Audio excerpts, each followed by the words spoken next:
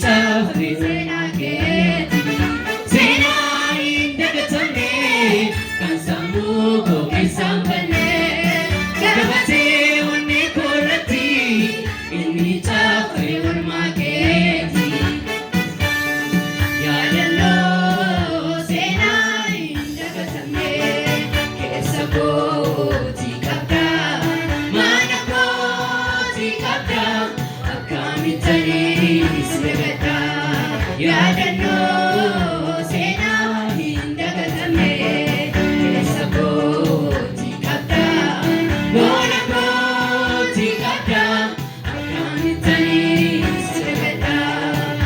Oolmaa hin dagatamne kan sammuu koo keessaan banne.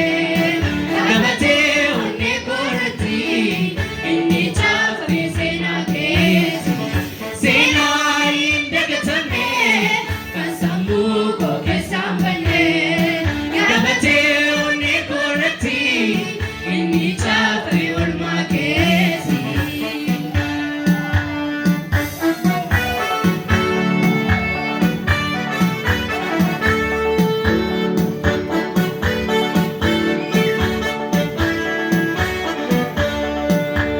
Fakkaatu ture dhiphinni kaleessaa suni waan salphamu sumatu na fure harka kee namni qabame sinaan gatamu.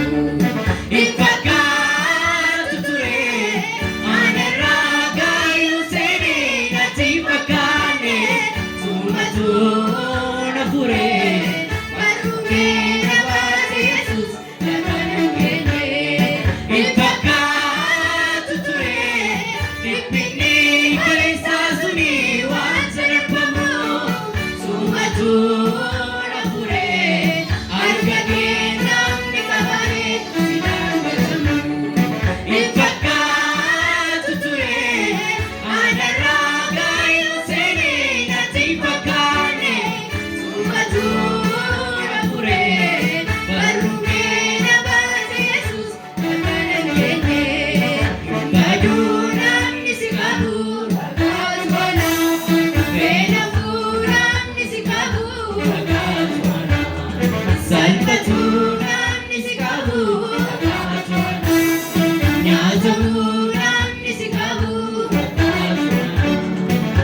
Yaadannoo seenaa hin dagatamne keessa kootii qabda. Mana kootii qabda. Akkamitanii si dagadda. Yaadannoo seenaa hin dagatamne keessa kootii qabda. Mana kootii qabda. Akkamitanii si dagadda. Oolmaa hin dagatamne kan sammuu koo keessaan banne. Gabatee onnee koo irratti inni caafame seenaa keeti.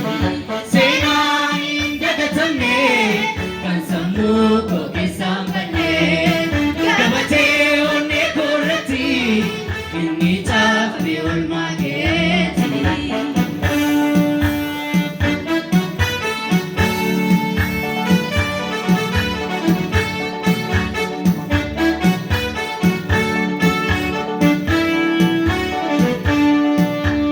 Salphaa miti kanani siin darbee dhufee harki kee na qabnaan jabaatee ka'ee na fagufee.